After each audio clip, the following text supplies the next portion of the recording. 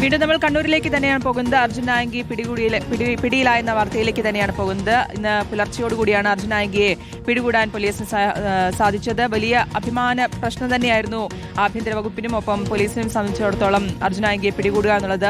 Social മീഡിയയിൽ ഇരുന്ന് വെല്ലുവിളിയായിരുന്നു അർജുൻ നായങ്കി. ഒപ്പം പലയിടത്ത് നിന്ന് ചില ദൃശ്യങ്ങളൊക്കെ അർജുൻ നായങ്കിയുടേതായി പുറത്തു വന്നു. എവിടേക്ക് ഒളിവിൽ കഴിയാൻ സഹായിച്ചെന്നവരടക്കം ഇനി അന്വേഷണ പരിധിയിലേക്ക് വരികയാണ്. എന്തായാലും ഇപ്പോൾ നടപടികളൊക്കെ നടന്നുകൊണ്ടിരിക്കുകയാണ്. അർജുൻ കല്യാട്ടിലേക്ക് പോവുകയാണ്. വാർത്തയുടെ വിശദാംശങ്ങൾക്കായി അർജുൻ ഈ ഏറ്റവും ഒടുവിൽ ഇട്ട പോസ്റ്റ്, അതായത് പിടിയിലാകുന്നതിന് മുൻപ് ഇട്ട പോസ്റ്റ് എന്ന് പറയുന്നത് പാർട്ടി തള്ളി പറഞ്ഞതിന് പിന്നാലെ അതിലുള്ള ഒരു അമർഷം വ്യക്തമാക്കിക്കൊണ്ടുള്ള ഒരു പോസ്റ്റായിരുന്നു അർജുൻ നായങ്കി ഏറ്റവും ഒടുവിലിട്ടത്. അതിൽ പറയുന്നുണ്ട്, ഈ പാർട്ടിയുടെ പ്രതിസന്ധികളെല്ലാം പേനയുന്തിയതിനും പ്രതികരിച്ചതിനും കൊണ്ടൊക്കെ കൂടിയാണ് താൻ കള്ളക്കേസിൽ ജയിലിൽ അകപ്പെട്ടത് എന്ന അടക്കമുള്ള കാര്യങ്ങൾ പറഞ്ഞുകൊണ്ടാണ്, അതായത് MV ജയരാജൻ പറഞ്ഞതിന് പിന്നാലെയാണ് അദ്ദേഹത്തിനോട് എന്നുള്ള പറഞ്ഞുകൊണ്ടാണ് തുടങ്ങുന്നത്. അപ്പോൾ പാർട്ടി കൂടി തള്ളി പറഞ്ഞു. ഒടുവിൽ കണ്ണൂരിലെത്തുമ്പോഴും ആ ഒരു പ്രതീക്ഷയുണ്ടായിരുന്നത് പിടിക്കപ്പെടില്ല എന്നുള്ളതായിരിക്കാം. പക്ഷേ അവിടെ പാർട്ടിയും കൂടി തള്ളി പറഞ്ഞു, അതിന് പിന്നാലെ പിടിക്കപ്പെടുകയും ചെയ്യുന്നു. എന്നിട്ടും ഒരു കൂസലുമില്ലാതെ ഇരിക്കുന്ന അർജുൻ നായങ്കിയാണ് നമുക്കിപ്പോഴും കാണാൻ കഴിയുന്നത്.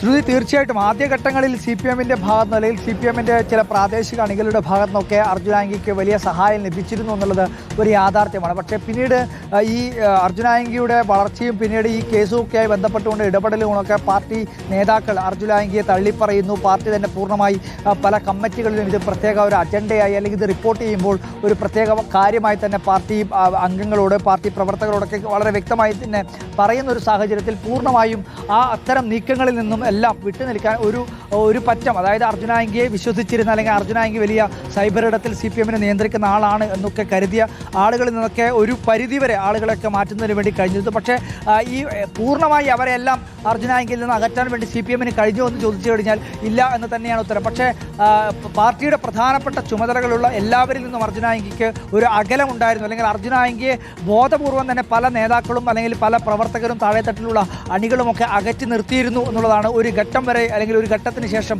നമുക്ക് മനസ്സിലാക്കാൻ വേണ്ടി കഴിയുന്നത്. കഴിഞ്ഞ ദിവസം MV ജയരാജൻ ഉൾപ്പെടെ എല്ലാ നേതാക്കളും നടത്തിയിട്ടുള്ള പ്രതികരണങ്ങളും അത് തന്നെയാണ്. പ്രതിപക്ഷ നേതാവ് പിണറായി വിജയൻ ഉൾപ്പെടെ വാർത്താ സമ്മേളനത്തിൽ പറഞ്ഞ അർജുൻ നായങ്കിയെ വെടിവെക്കണമെന്ന് ഞാൻ പറയണോ, അതൊക്കെ ആഭ്യന്തര വകുപ്പ് തീരുമാനിക്കട്ടെ, ആഭ്യന്തര വകുപ്പ് അർജുൻ നായങ്കിയെ പിടികൂടുന്ന നടപടികൾ പൂർത്തിയാക്കട്ടെ എന്ന തരത്തിലായിരുന്നു പ്രതിപക്ഷ നേതാവിൻ്റെ ഉൾപ്പെടെ പ്രതികരണം ഉണ്ടായിരുന്നത്. CPM-ന്റെ പ്രധാനപ്പെട്ട നേതാക്കളെല്ലാം ആ തരത്തിൽ തന്നെയാണ് പ്രതികരണം നടത്തിയിരുന്നത്. നേരത്തെ തന്നെ MV ജയരാജൻ ഇവിടെ കണ്ണൂരിൽ ജില്ലാ സെക്രട്ടറിയെ ചുമതല വഹിച്ചിരുന്ന ഘട്ടത്തിൽ തന്നെ ഇതുമായി ബന്ധപ്പെട്ടുകൊണ്ട് അതിരൂക്ഷമായിട്ടുള്ള വിമർശനം ഈ പറയുന്ന നേതാക്കൾക്കെതിരെ നടത്തിയിരുന്നു. അന്നും ഈ അർജുൻ നായങ്കി ഉൾപ്പെടെയുള്ള ഇത്തരം കൊട്ടേഷൻ, സ്വർണ്ണക്കടത്ത്, സ്വർണം പൊട്ടിക്കൽ ഇടപാടുകളുമൊക്കെയായി ബന്ധപ്പെട്ടുകൊണ്ട് പ്രവർത്തിക്കുന്ന ചില ആളുകളൊക്കെ അതിനെതിരെ രംഗത്തെത്തിയിരുന്നു.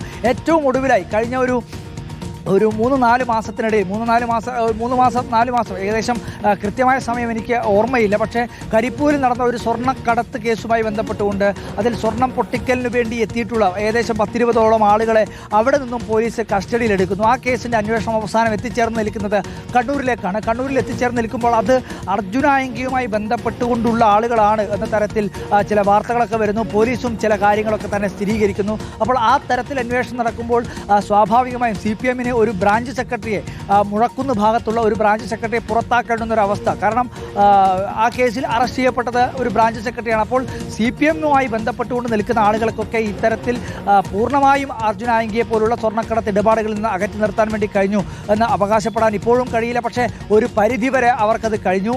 ആ തരത്തിൽ ഈ പറയുന്ന ആളുകളെയൊക്കെ അകറ്റി നിർത്തുന്നതിൻ്റെ ഭാഗമായി കൂടിയാണ് ഈ തരത്തിലുള്ള ചില നീക്കങ്ങളൊക്കെ നടക്കുന്നത് എന്ന് വേണം നമുക്ക് മനസ്സിലാക്കാൻ. എന്തായാലും ഈ പറയുന്ന രീതിയിലെല്ലാം ഒരുപാട് അർജുൻ നായങ്കിയുമൊക്കെ ബന്ധപ്പെട്ടുകൊണ്ട് നീണ്ട ഒരു കാര്യം തന്നെ അല്ലെങ്കിൽ നീണ്ട ഒരു സംഭവ വികാസങ്ങളുടെ പരമ്പര തന്നെ നമുക്ക് പറയേണ്ടി വരും. പക്ഷേ ഏറ്റവും ഒടുവിലായി ഈ പറയുന്ന സംഭവ വികാസങ്ങൾക്കെല്ലാം ശേഷം അർജുൻ നായങ്കിയെ ഇപ്പോൾ കണ്ണൂർ ടൗൺ പോലീസ് കസ്റ്റഡിയിൽ പോലീസ് സ്റ്റേഷനിലേക്ക് എത്തിച്ചിരിക്കുന്നു. DIGയുടെ നേതൃത്വത്തിലുള്ള പ്രത്യേക അന്വേഷണ സംഘം നേരിട്ടെത്തി തന്നെയാണ് അർജുൻ നായങ്കിയെ കസ്റ്റഡിയിലെടുത്തത് എന്ന് പറയുമ്പോൾ നമുക്ക് ഊഹിക്കാവുന്നതാണ്. കാരണം എത്രമാത്രം വളരെ ഗൗരവത്തിലാണ് ആഭ്യന്തര വകുപ്പൊക്കെ ഈ കാര്യങ്ങൾ കൈകാര്യം ചെയ്തിരുന്നത് എന്ന് നമുക്ക് ഊഹിക്കാവുന്നതേ ഉള്ളൂ.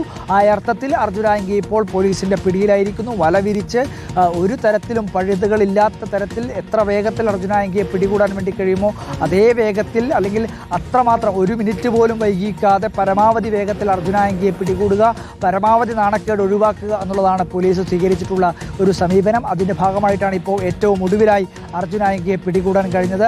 നിലവിലിപ്പോൾ ഇവിടെ നടക്കുന്ന ഈ ടൗൺ പോലീസ് സ്റ്റേഷന് മുന്നിൽ നടക്കുന്ന അല്ലെങ്കിൽ സ്റ്റേഷനകത്ത് നടക്കുന്ന പ്രൊസീജിയർ നടപടിക്രമം എന്ന് പറയുന്നത് നേരത്തെ അർജുനായങ്കി ആഭ്യന്തര വകുപ്പ് മന്ത്രി ഉൾപ്പെടെ വെല്ലുവിളിച്ചുകൊണ്ട് ചില പരാമർശങ്ങൾ സമൂഹ മാധ്യമങ്ങളിൽ നടത്തിയിരുന്നു. അതുമായി ബന്ധപ്പെട്ടുകൊണ്ട് കണ്ണൂർ DCC പ്രസിഡന്റ് മാർട്ടിൻ ജോർജ് ഒരു പരാതി കണ്ണൂർ സൈബർ പോലീസിന് കൈമാറിയിരുന്നു. അതുമായി ബന്ധപ്പെട്ടുകൊണ്ട് ഒരു കേസ് രജിസ്റ്റർ ചെയ്തിരുന്നു. അതിൻ്റെ അന്വേഷണവുമായി ബന്ധപ്പെട്ടുകൊണ്ട് സൈബർ ക്രൈം പോലീസ് സ്റ്റേഷൻ്റെ ഉദ്യോഗസ്ഥർ CI അനൂപ് ഉൾപ്പെടെയുള്ള ഉദ്യോഗസ്ഥർ ഈ ടൗൺ സ്റ്റേഷനിലേക്ക് എത്തിയിട്ടുണ്ട്. അതിനകത്ത് അറസ്റ്റ് രേഖപ്പെടുത്തും. അതിനുശേഷം മജിസ്ട്രേറ്റിന് മുന്നിൽ ഹാജരാക്കി നടപടികൾ സ്വീകരിക്കും. സ്റ്റേഷന് പുറത്തേക്ക് ഇറക്കാനുള്ള സാധ്യതയുണ്ട്.